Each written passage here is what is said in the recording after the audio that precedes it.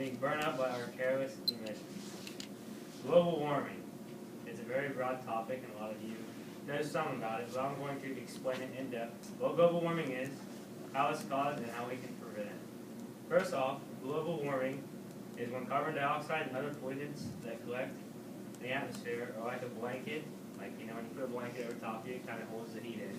So global warming is kind of the same purpose. Carbon dioxide, I have a chart right here. The sun shines down and evaporates the water. Well, the carbon dioxide that gets mixed in with the water, it goes up and it gets trapped and makes this blanket right here. Right, in the ozone.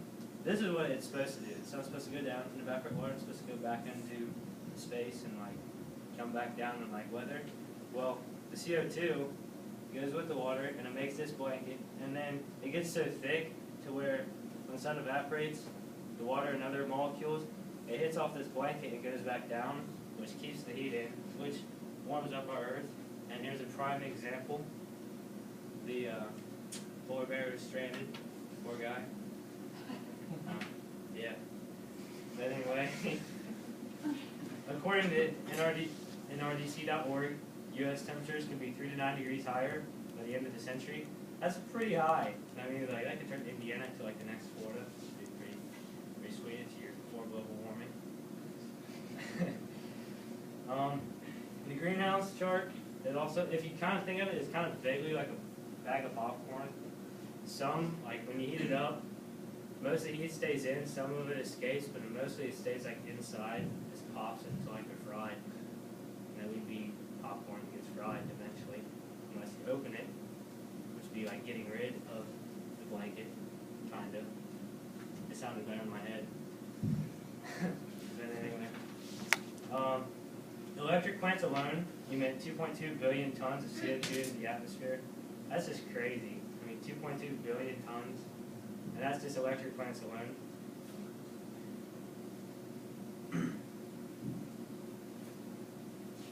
The climates are also becoming more extreme, changing from one to another. The other day, I think it was Tuesday, was a prime example. It was I was wearing a cutoff on the weekend, and then going to school, and I was wearing a heavy jacket, and there was snow on the ground. So that's a great example of how the climate can change from one extreme to another. Also, more deserts are also likely to occur because of the heat and droughts. Plants will die off because they don't have much hydrogen. And these climates respond to a thing called external forcings. That's the greenhouse gases that we emit out of our cars, fossil fuels. They can force another climate to change. Greenhouse gases also adds to the cloud in the ozone, right there, the blanket. Ways to prevent global warming: driving hybrids, riding bikes, and walking. And if you really wanted to get in depth, preventing global warming, which would be walking and riding bikes, would also prevent obesity, because that's a big topic. So you can kill 2 birds with 1 stone if you got a little greener.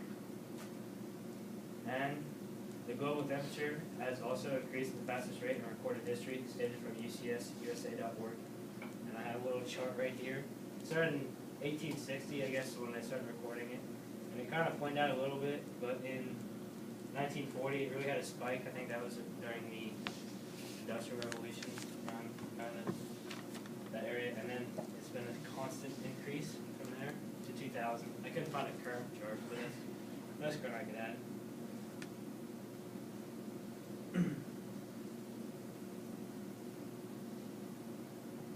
And right here, this is an example of a lot of emissions into the air of CO2.